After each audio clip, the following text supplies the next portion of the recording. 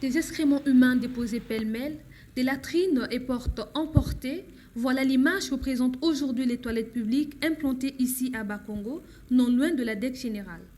Des images malsaines qu'on retrouve également à Pila, à côté de l'ancien siège national du PCT, où les travaux de construction ne sont jamais arrivés à leur terme.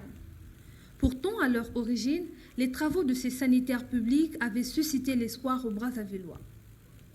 C'est un projet qu'on a vu, on était tous contents. Et ça devait peut-être soit un peu soulager les Congolais au lieu de faire pipi ou caca dans les rues. Au moins là, tu arrives, tu payes 50 fois, 100 fois, bon, tu te soulages. C'est tout ça le développement qu'on veut dans le pays. Il y a un exemple que je peux prendre aujourd'hui. Je marche, mais j'ai besoin peut-être de faire un besoin. Donc après, si je ne me trouve pas peut-être quelque part où je pourrais peut-être me soulager, il devait y avoir peut-être ces choses-là qui devaient être importantes pour nous.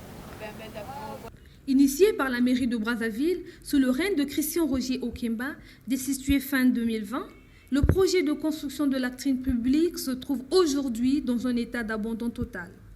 Un constat amer qui donne lieu à plusieurs interrogations. Bon. Avant, je voyais souvent les manuels travailler, mais actuellement, je ne sais pas pourquoi ils ont arrêté. Si c'est l'entrepreneur qui n'a pas fini, il n'a qu'à chercher l'argent qu'il finisse le projet. Si le financement qui n'a pas terminé, les autorités sont bien là, placées pour compléter le financement, pour qu'on finisse le projet, afin que les Congolais puissent utiliser les toilettes publiques. C'est très important pour nous. Ce n'est pas normal d'abord, en premier temps, de voir comment l'État investit son argent pour construire tous ces toilettes publiques-là, et puis nous gaspillons nous-mêmes. Et puis ça, c'est la maladie nous-mêmes nous provoquons. Exception faite ici au boulevard Alfred Raoul, où ces sanitaires sont entretenus par une tenancière d'un restaurant de fortune implanté juste en face. Transformées en biens privés, ces latrines sont utilisées moyennant une pièce de 100 francs encaissée par cette femme hostile à notre caméra sous couvert d'une personne dont elle a caché l'identité. Je suis rentré là-bas, j'ai vraiment vu c'est propre et ça m'a plu. J'ai fait ce que je pouvais faire. Non, c'est ma première fois. Par ailleurs, d'autres latrines, à l'instar de celles implantées à la mairie de Mongali ou en face du CNR TV, sont hermétiquement fermées et n'ont jamais été utilisées. Au regard de son importance, ce projet mériterait toute l'attention de la nouvelle équipe municipale, comme pense le citoyen.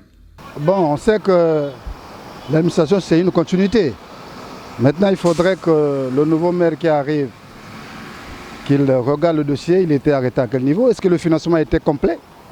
Il faut maintenant voir les entrepreneurs, s'ils avaient tout reçu, il faut maintenant le rechercher. Pourquoi ils n'ont pas fini le projet? Maintenant, si le financement était fait à moitié, on n'a qu'à compléter pour qu'on finisse le projet. Sinon, comme ça, on ne peut pas tous les jours commencer, ne pas finir, commencer, ne pas finir. Quel jour on va finir un projet dans ce pays?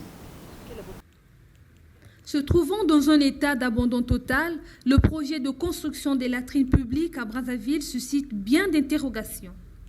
Que s'est-il réellement passé entre la mairie et la société en charge des travaux? De l'autre côté, on se demanderait comment les toilettes installées à la DEC pouvaient être vandalisées alors qu'en face, il y a des agents de l'ordre qui veillent jour et nuit au ministère des Enseignements. Une autre préoccupation repose sur le désintéressement de la nouvelle équipe municipale dirigée par Dieudonné Bontimba quant aux initiatives prises par Christian Roger Okemba.